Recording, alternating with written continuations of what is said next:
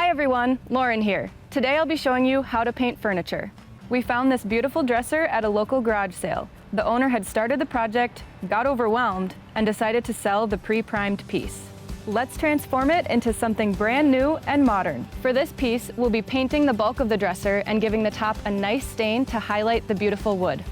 For this project, we'll need the following supplies: the Furno 500 heat gun to remove layers of old paint from the dresser top, the Flexio 4000 to apply the paint and sealer. We'll use the detail finish nozzle to get a smooth finish, the large spray shelter to protect our surrounding workspace, painter's tape and plastic masking, sandpaper or an orbital sander, heat-resistant gloves, a paint scraper, a painting mask or respirator, and a high-quality stain, paint, and sealer in the color of your choosing.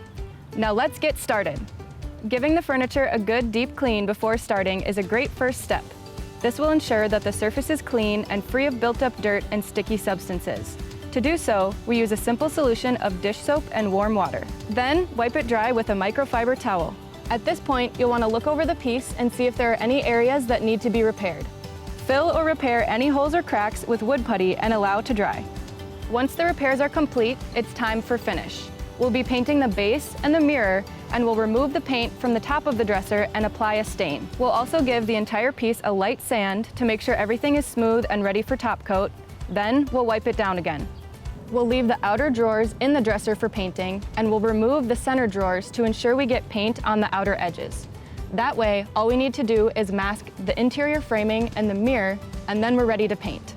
The Wagner Flexio 4000 is a great tool for this job. Not only will it make this project quick and easy, it will also provide a better finish than a brush or roller. Plus, the turbine is separate and on the ground, making the gun smaller, lighter, and easier to use. For this project, we chose to use the detail finish nozzle, which will give us that smooth, fine finish we're looking for. And finally, we decided to use Wagner's large spray shelter so we don't have to worry about overspray, and it will stop any leaves or bugs from ruining our finish during dry time. For the base, we decided to go with this fabulous shade of green.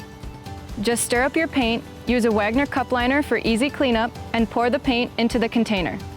Connect the container to the nozzle and the nozzle to the gun. Now we're ready to spray. Make sure to test your spray pattern on a piece of cardboard before starting your project. And make sure to always wear a mask and safety glasses. Since we're using latex paint, we will start with the material flow and airflow controls turned all the way up, then adjust down to achieve a nice, even spray pattern. If you're still having trouble getting a nice, even spray pattern, we suggest using Wagner's Paint Easy to help condition the paint, ensuring the fine finish you're looking for. With the gun dialed in, we're ready to start painting. Hold the gun perpendicular to the surface. Start spraying just before the edge of the surface, and release the trigger just after you pass the opposite side. Spray nice, even strokes and overlap the passes by 50% to achieve full coverage. And be sure to use another great feature of the Flexio 4000. Adjust the spray tip from horizontal to vertical spray patterns to ensure you're spraying with the wood grain. Once the base coat is complete, we'll allow it to dry for a few hours before applying the second coat. And to prevent the drawers from sticking, we'll pull them out slightly while they dry.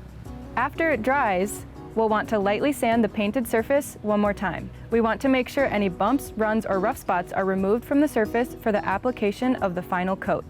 Then apply the second coat following all the same steps and allow it to dry overnight. Now that the base is complete, let's tape it off and move on to the top. We're going to start by taking the paint off the top of the dresser and using a Furno heat gun to help us get it down to bare wood. The Wagner Furno 500 is great for removing paint from surfaces and has a variety of heat settings to tackle other projects. For this project, we will set both the temperature and fan to high. Wearing safety gloves, hold the tip of the Furno about 3 to 5 inches above the surface of the paint.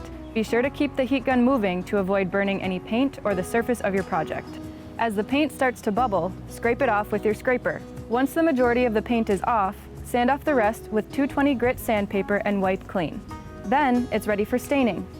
For the top, we'll use this nice, dark stain. And to make cleanup easy, we'll use a cup liner and pour the stain right in. Then, we just need to test the spray pattern again to ensure we have a nice, even finish. Since we're using a thin stain, we're going to turn all the settings to low, then gradually increase as needed. Follow all the same tips as when you painted the base, and be sure to overlap the passes by 50%. Once complete, just wipe off excess stain with a lint-free rag and let it dry. Remove the masking and allow the entire piece to dry overnight before applying a sealing coat of poly to the entire dresser. Like the stain, when we spray poly, we'll do a test spray.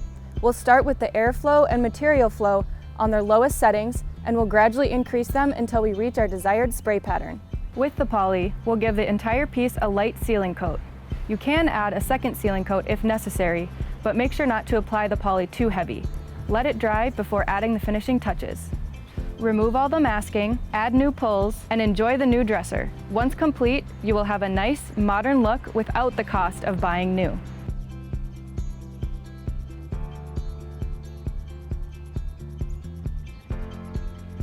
If you'd like to learn more about the Wagner products that we used, or to find more DIY projects, go to wagnerspraytech.com.